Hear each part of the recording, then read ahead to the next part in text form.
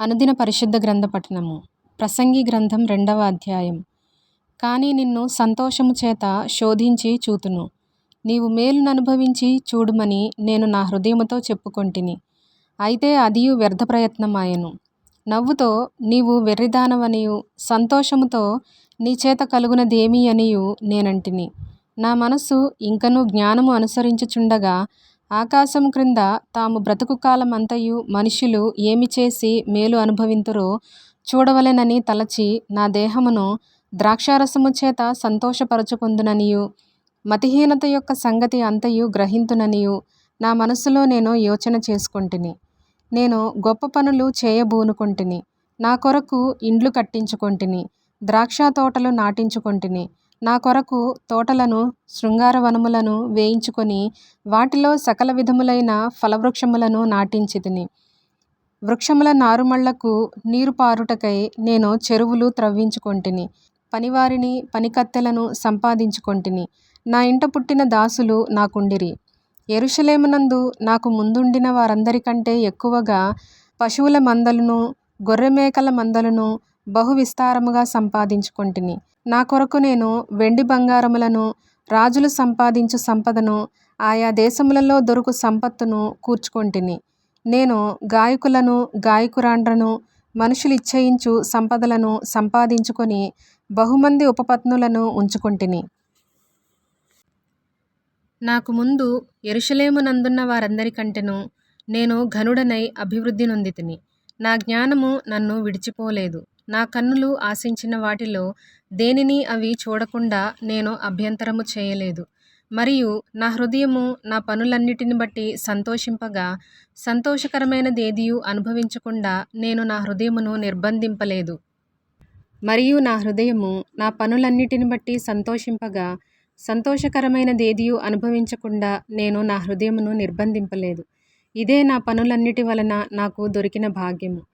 అప్పుడు నేను చేసిన పనులన్నీయు వాటి కొరకై నేను పడిన ప్రయాసమంతయు నేను నిదానించి వివేచింపగా అవన్నీయు వ్యర్థమైనవిగాను ఒకడు గాలికి ప్రయాసపడినట్టుగాను అగుపడెను. సూర్యుని క్రింద లాభకరమైనదేదియు లేనట్టు నాకు కనబడెను. రాజు తరువాత రాబోవువాడు ఇదివరకు జరిగిన దాని విషయము సైతము ఏమి చేయునో అనుకొని నేను జ్ఞానమును వెర్రితనమును మతిహీనతను పరిశీలించుటకై పూనుకొంటిని. అంతటా చీకటి కంటే వెలుగు ఎంత ప్రయోజనకరమో బుద్ధిహీనత కంటే జ్ఞానము అంత ప్రయోజనకరమని నేను తెలుసుకొంటిని. జ్ఞానికి కన్నులు తలలోనున్నవి. బుద్ధిహీనత కంటే జ్ఞానము అంత ప్రయోజనకరమని నేను తెలుసుకొంటిని. జ్ఞానుడు చీకటియందు నడుచుచున్నాడు. అయినను అందరికిని ఒక్కటే గతి సంభవించునని నేను గ్రహించితిని. కావున బుద్ధిహీనునికి సంభవించినట్లే నాకును సంభవించును గనుక నేను అధిక జ్ఞానము ఏల సంపాదించితినని నా హృదయమందనుకొంటిని. ఇదియు వ్యర్థమే.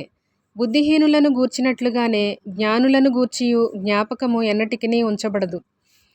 రాబోవు దినములలో వారందరును మరువబడిన వారయ్యుందురు. జ్ఞానులు మృతినొందు విధమెట్టిదో బుద్ధిహీనులు మృతినొందు విధమట్టిదే. ఇది చూడగా సూర్యుని క్రింద జరుగునది నాకు వ్యసనము పుట్టించెను. అంతయు వ్యర్థముగాను ఒకడు గాలికై ప్రయాసపడినట్టుగాను కనబడెను. గనుక బ్రతుకుట నాకసహ్యమాయెను. సూర్యుని క్రింద నేను ప్రయాసపడి చేసిన పనులన్నిటినీ నా తరువాత వచ్చువానికి నేను విడిచిపెట్టవలెనని తెలుసుకొని నేను వాటి యందు అసహ్యపడితిని. వాడు జ్ఞానము గలవాడయుండునో బుద్ధిహీనుడయుండునో అది ఎవనికి తెలియును?